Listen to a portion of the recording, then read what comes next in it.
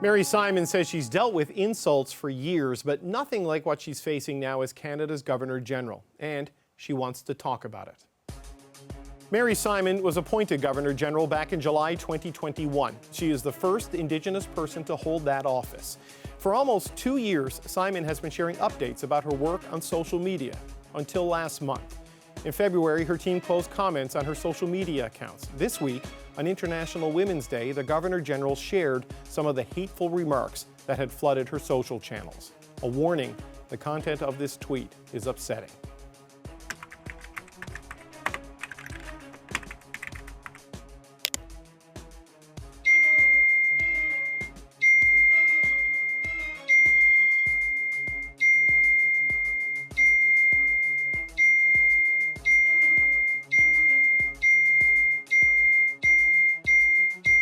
Attached to that tweet, a statement from the Governor General. She wrote, "I cannot and will not just brush off or ignore comments or offer a platform for the spreading of stereotypes and tropes that I have spent a lifetime opposing." Earlier today, I sat down with the Governor General at Rideau Hall about why she's speaking out now. Governor General, thank you so much for your time. It's my pleasure. Good morning. I looked at the language in that tweet you put out. I read those comments, and it's a lot to see and a lot to hear. I just wonder, how are you holding up personally on this? I'm holding out okay.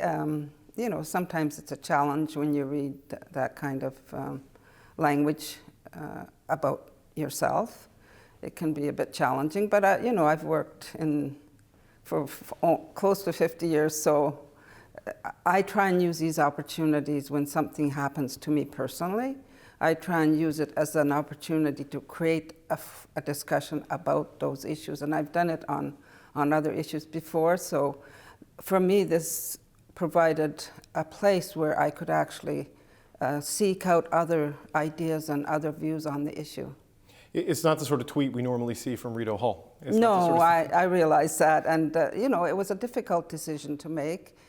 To close down our comments because we felt that it was just going a little too far in terms of what people were saying, and it was time to address it. And because it was International Women's Day, I decided to have numerous women together here at Rideau Hall from all over the world. Really, the ambassadors that are posted here in Ottawa came to the event, and other prominent individuals, other women came and spoke about this issue. And what we all realized is that we all have lived experiences related to this issue, and we were able to really talk about how to move forward from here. The comments, when you look at them, abusive, racist, misogynistic, some of them targeted your Inuit heritage. Is this a new phenomenon because of the internet and social media, or have you encountered this throughout your life? It's new in some ways because it's where you don't know who's making those comments. It's vague, it's a gray area. Whereas I've experienced different situations that affected me personally, but I was able to confront the person that was responsible for either the behavior or the comments, sexual comments that were being made. And I was able to confront them each time, and I grew from those situations. And I've always believed that when you live through adversity, you can recover from that and become stronger and deal with these issues. And that's how I looked at the comments. The part that was a bit hurtful for me was the attack on my identity.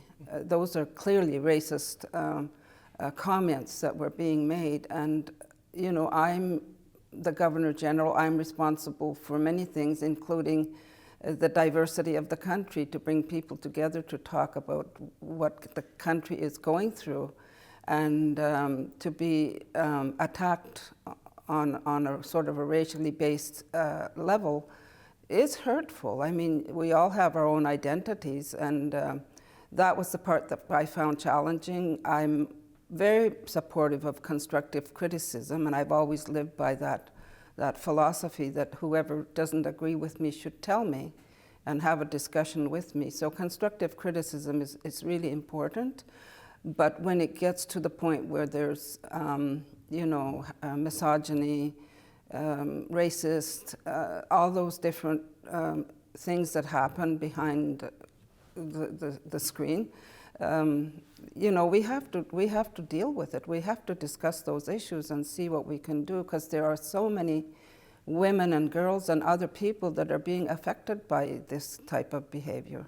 You said you've confronted it when it's happened to you in your past, because it would have happened to you directly. The internet removes that ability to confront the person who's saying this to you, right? Yes, exactly. How frustrating do you find that?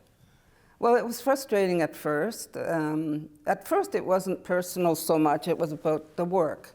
But as we moved into the weeks and couple of months, it became more personal. So I found it very frustrating that I could not go to that person and talk to them about it and why they were like that. And we don't know what people are going through. You know, the fact that these comments are being made online against women and girls and other people is not all right. It's not okay. And it affects people's mental health. I mean, you know, a lot of people were affected by the pandemic and COVID and not being able to be out with people. It affected people's mental health. But on top of that, people are confronting this type of behavior as well. And I worry about people's mental health, because that's really something that we have to deal with as well as individuals and as a country. There's the mental health of the people who receive these attacks. There's also the mental health of the people, I guess, who are committing these attacks, who are reaching out and spewing this hate. And as they say, hurt people hurt people. Yes. So how do you think I mean, obviously you're doing this to try to address this. How do you think we address this challenge we're facing right now? We've started. We've had the event on International Women's Day by bringing women leaders that are representative of different countries, because it's an international issue. It's not contained in Canada. Mm-hmm. And to be able to share our views and our own experiences, and to have that dialogue, because that's where it begins. We need to have that dialogue amongst ourselves. It's not just a woman's issue, it's not just a girl's issue, it's a people's issue. And whether you're a man, woman, or other, you know, types of individual, like in terms of inclusiveness and other cultures, these are things that we really have to take care of, making sure that people are being supported by people like me. So it's important for me to bring it out into the open and to have that dialogue. So I'm hoping that over time we will continue dialogue, and we will continue talking about different tools that we can create to support women and girls. And I think that dialogue has started on a very strong level. And I've been really humbled by all the comments that I've been receiving since I put out my video. And because I don't think people, when they hear about this kind of behavior and they don't see the actual words that are being said, it's different. But when you actually see it, it has a bigger impact. And the responses I've had from men and women has been really phenomenal. Everybody is concerned about this.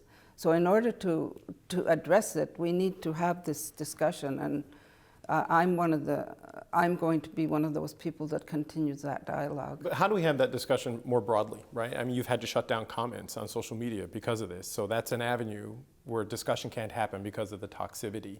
So the toxicity, how do we get from where we are now to where you want to go? Like, what is that path? Well, I don't think you'll ever get rid of all of the comments that are being made online, and you know, I mean, it is a place where people can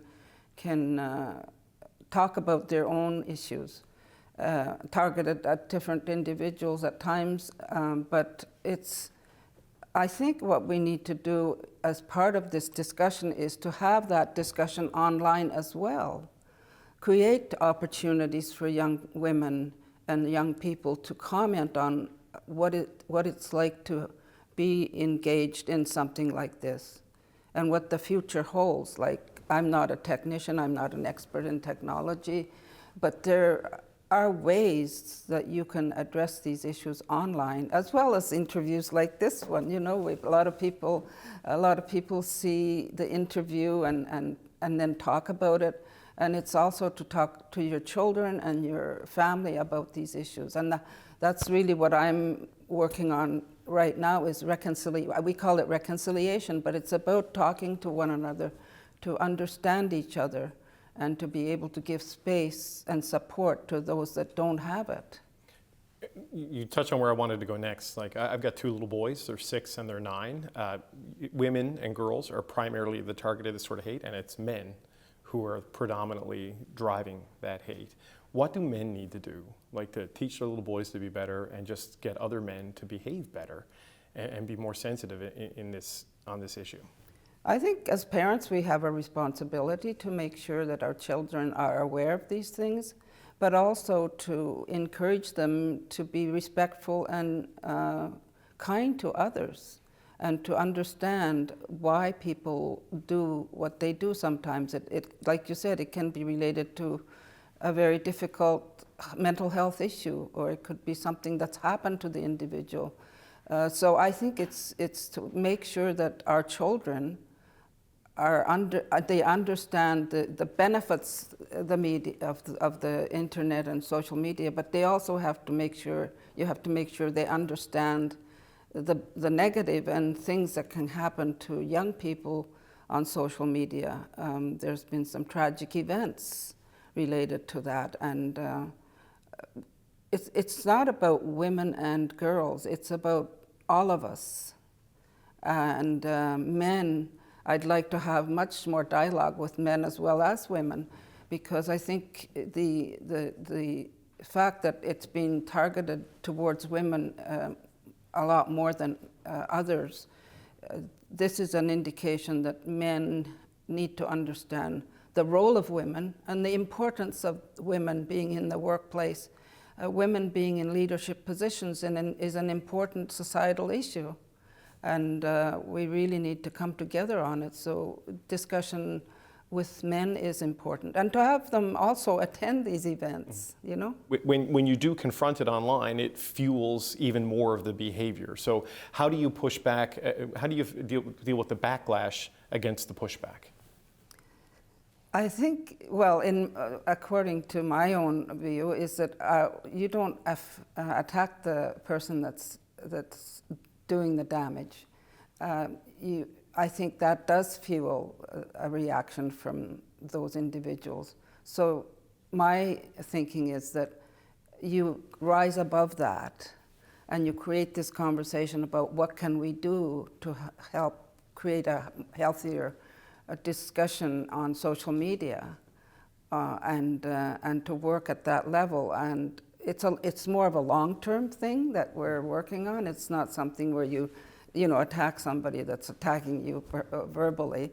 It goes beyond that. It goes beyond in a way that over time the conversation is going to build, and it will also come together in a way where we can probably solve some of these difficult situations we have on social media. It's a required discussion, in my view. The discussion and the conversation, obviously a key part of it, and I know you can't get political, so I'm not going to ask you to weigh in on that, but is this the sort of thing governments need to lead on, globally and nationally? Is this the sort of thing that the tech companies need to be responsible for? Because the internet doesn't change voluntarily. It sometimes needs to be forced and pushed. I mean, what role do you see there? I think, that it starts with the conversation. It starts with how we address it. And then you figure out who the partners are in all of this. So you create the dialogue with the partners that can make the change. But we're at the point where we're just really starting to have that dialogue with the international community, with representatives that are here in Ottawa. We plan to have more events, and through that we hope to identify what tools do we have available to us to enact change in this area. And it will require these partners that you mentioned, technically, socially, politically, whatever avenue needs to be addressed, then we will definitely do that. Just one last point. You were forced to close comments, or you chose to close comments on your social media, and you put out this tweet on International Women's Day. What do you hope to be able to put on your Twitter feed on International Women's Day next year? Well, I hope to be able to say that we've made some progress in terms of the partnership that we're building through the discussion that we've started, and to be able to share next year on International Women's Day how we're moving forward on it. I think this is a really important part, that we should really be known to be doing something, not just to have a discussion and then go back home for the next event. So this is really important. Your Excellency, thank you so much for your time. You're very welcome. Thanks for inviting me.